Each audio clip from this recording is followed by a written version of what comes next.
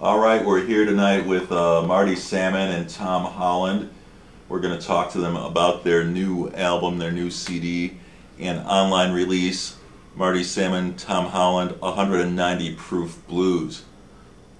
Okay, should we show it here just for a second? Let's see. The light's bouncing right off. All right. I got my good buddy WallyWalleye here. What's your real last name, Wally? Nowack, N-O-W. All right. We got Wally here, who's been doing very well doing interviews for us. So Wally, you want to start out with the questioning of Tom and Marty about this album? Okay. First of all, how long have you guys been working together as a team? Well, we've known each other for 20 years. Yep. Maybe 15 years. We don't do as much work together, but we used to sneak into clubs together when we were like The good 17. old days. But these are the good old days. No, we were like 17, probably 18. We started playing and doing little recordings and sneaking in the checkerboard. And, right? That's right. Yeah, it's a while ago. What prompted you to put this together, this project? Mike Crystal, Doppler. It was his Mike idea. Crystal, huh? It was Yeah. the Doppler vision. The It Doppler. was, Doppler yes, it was. vision. It was. You know what it was, Wally? Marty had been calling me up trying to get me to play bass with him, and he kept on talking about his recording studio that he had in his living room now. And I'm like, yeah, I'm not playing, blah blah blah, you know. And then for some reason I ended up at one of Tom's gigs, and you know, I knew Tom and Marty. I used to play bass with Marty, and Tom used to be on some of the gigs, and he used to sit in. And he played really good guitar, you know. I don't remember him singing. I remember him singing one song, right? Yeah. And I remember thinking, If that. yeah, you sang one song, Yeah, and it was probably a Stevie Ray Vaughan song or something. It was some slow blues, and I remember thinking to myself, that's pretty good. And then, you know, because you're playing rhythm sections, you're busy with all kinds of stuff. You're busy with the drummer, you know, fighting with the drummer and all this stuff. And that was the last time I thought about his singing. When I thought, hey, he sings pretty good. Then I go to one of his shows, and he had like this whole show. He had 9 years later. He had 9-10 years later. Tom had this whole show, you know, Yes. and it was a type of 200 pounds show. collectively. Yeah. It was really good, and it was a type of show that if he couldn't do it, it would have been deadly. You know, it's like all these medium tempo type of shuffles and stuff. But his voice had really developed, you know, and he had a whole show because who do you work with? You work with Primer, Eddie Clearwater. Eddie Clearwater, Byther Smith. Byther. No, So all these James guys Scott. that did that type of, you know, slow medium tempo shuffle. And Tom, like, really had this down. And I said to him, I said, Marty keeps on calling me up and saying, he has a studio. Why don't you do something with Marty? And then, Marty, then what happened after that? Well, the next thing I know, there's a date scheduled. And he said, well, you know, my bedroom was right here. He said, you better crawl out the bedroom and be ready to record. So, and I'll tell you what, the advantage of having someone put a project together for you, if you have a home studio, is that someone makes you finish the project. Because if you have a home studio, you could make about 10 of them and you never finish one. Yep. It's right there at home, and all you got to do is sit down again. So to have a producer come in and say, this sounds good, release this, it's definitely key for that. Otherwise, this would have taken about 12, 15 years, man. Yeah, that's right. And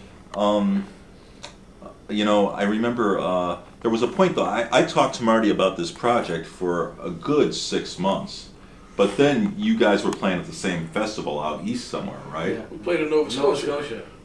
Whatever. And world I remember I famous talked Scotia. to Marty, and he said, "Hey, Tom sang a song with James Cotton because Tom's the guitar player with James Cotton." Now he said, "Yeah, you're right. Tom's singing is great now, you know." And so it was just a very natural project, you know. Marty's, you know, well, they both have great rhythmic drive, you know.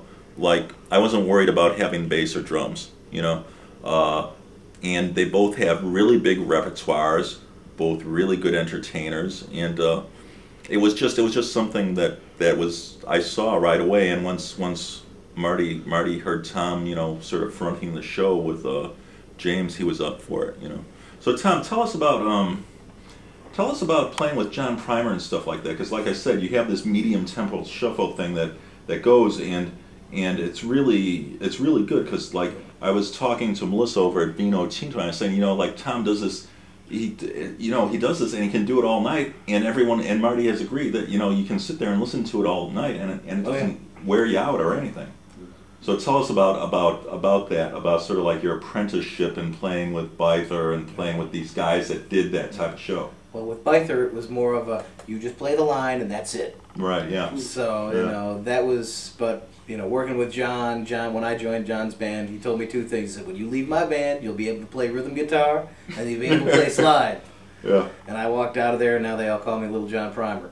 Yeah. Is John still around? I haven't heard his name for a long time. Yeah, he's a totally different band now, huh? Oh, yeah. Yeah. That the Real Deal band? That's the Real Deal band. Marty, tell us about, because you were saying that you and Tom were hanging around the checkerboard, and somehow you introduced him to Primer or Byther or something. Is that how it happened? Yeah, we went down there and we figured if one of us, the old band, used to sit there at the front door with that chain. And if the two of us walked in, if that chain went up, we were in. And we got in on that Monday night Blue Monday Jam. It was actually the night of Junior Wells' funeral. Was it? Right, yeah, I think it was. Yeah, I think it was. And we went in there, and Primer was in there, were playing, and we all sat in, and I said to Primer, was like, who is this guy? And I said, he can play me. I said, give him a gig. Yeah. And I think one of his guys might have been in jail. Yep. And so, hey, my guy's in jail. Because he comes out of the checkerboard, I'm waiting in the car, warming up. He goes, man, whatever went down, man, I got the gig. I'm going to play the House of Blues. And it turned out that I ended up with the same gig to fill in for someone. So we played a couple nights together, and then he kept the gig.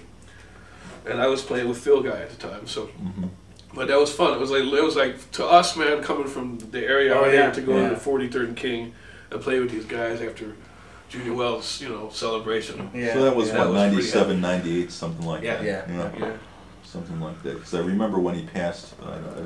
And we went out 2, 3, 4 nights a week, man. Yeah. To different spots, man. It was the places we could get into. Yep. But so one day they said, well, we need ID. Yeah. Then we both grew goatees at that point. Yeah.